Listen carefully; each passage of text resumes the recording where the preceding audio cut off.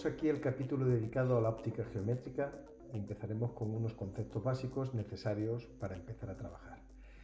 En primer lugar, la óptica geométrica es esa parte de la óptica que se encarga de estudiar la formación de imágenes a través de sistemas ópticos. Vamos a presentar una serie de conceptos, básicamente el vocabulario que vamos a trabajar en este tema. Lo pasaremos un poco rápido, poniendo los conceptos en la pantalla y pararemos sencillamente a analizar alguno de ellos. Sí quería hablar de este primer punto, rayo, porque en la óptica que hemos visto hasta ahora, la óptica electromagnética, un rayo es la propagación de un fotón, un campo eléctrico, un campo magnético oscilando con longitud de onda, con frecuencia, con energía. En esta parte del tema no nos interesa nada de eso. Un rayo es una línea, sencillamente una línea por la que se propaga la luz. Veamos otra serie de conceptos, que es la definición de dioptrio, bien un dioptrio plano o un dioptrio esférico. Algunos parámetros asociados a los dioptrios, como es cuál es el centro de curvatura o el radio de curvatura. Por último, cuando asociamos varios dioptrios, tenemos un sistema óptico, que habitualmente, y más en este curso, trabajaremos un sistema óptico centrado, es decir, con todos sus centros de curvaturas alineados. El eje óptico o ese eje de simetría que va a presentar el sistema. Y por último, el vértice, punto de intersección del eje óptico y el dioptrio. Este será un punto además importante para el criterio de signos que veremos a continuación. Otro grupo de conceptos son los puntos objeto o puntos de los que emergen los rayos de luz y puntos imagen. Los objetos emiten rayos de luz que pasan por el dioptrio y convergen, es decir, se juntan en otro punto, P', que es la imagen de dicho objeto.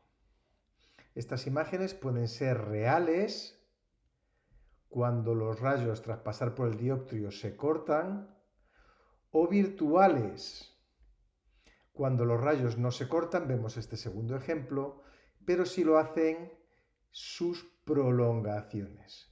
Como curiosidad diremos que el ojo no es capaz de percibir imágenes reales, pero sí imágenes virtuales, mientras que sobre una pantalla sucede al revés.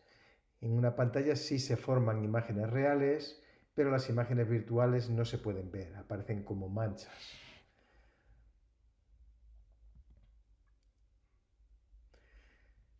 En óptica geométrica se trabaja en condiciones de estigmatismo, es decir, los rayos que emergen de un punto se cortan todos en su imagen, y eso sucede utilizando lo que se denomina aproximación paraxial.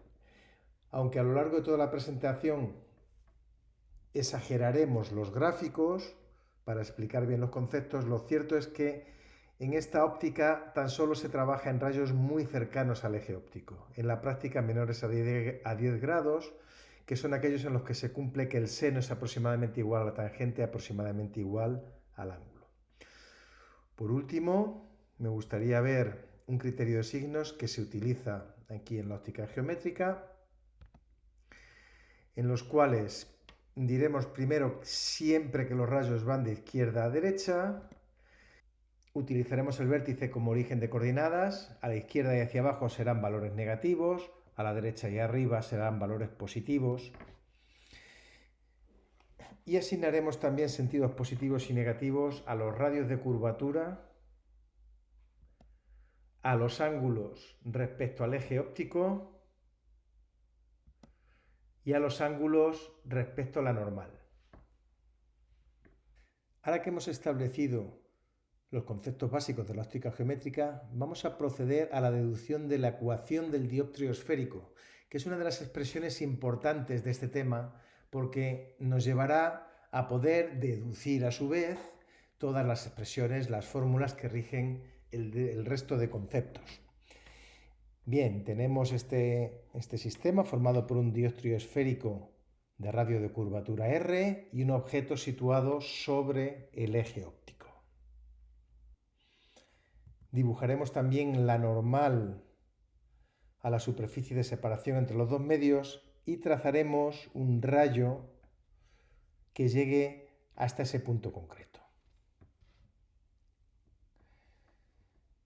En este caso el rayo llega con un ángulo de incidencia I respecto a la normal, se producirá una refracción que se puede trabajar mediante la ley de Snell y el rayo refractado con un ángulo R proseguirá su camino hasta el eje óptico. Ese será el punto en el que se forma la imagen del objeto. Caracterizaremos los distintos parámetros de este sistema. S es la distancia del vértice al punto objeto. S' la distancia del vértice al punto imagen.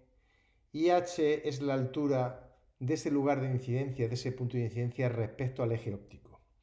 Antes de continuar tenemos que recordar que estamos trabajando en aproximación paraxial, es decir, muy cerca del eje.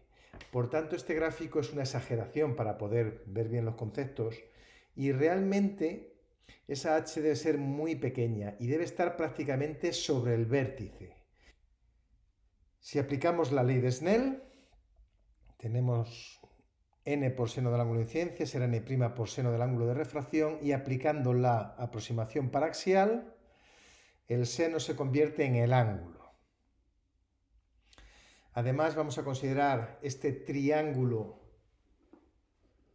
que hemos marcado en verde, de tal forma que el ángulo de incidencia se puede expresar como el ángulo alfa más el ángulo gamma.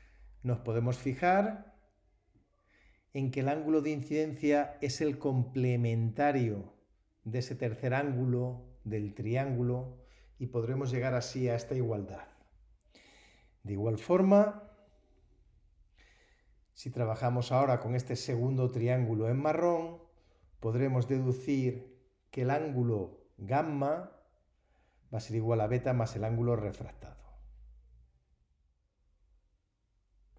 Una vez establecidas estas relaciones angulares, trabajemos con ellas y veamos que en nuestra ley de Snell tenemos los ángulos de incidencia y refracción. Vamos a aislarlos, vamos a despejar ambos ángulos y además, si tenemos en cuenta el criterio de signos que expusimos previamente para la óptica geométrica, encontramos estas dos relaciones para el ángulo de incidencia y el ángulo de refracción.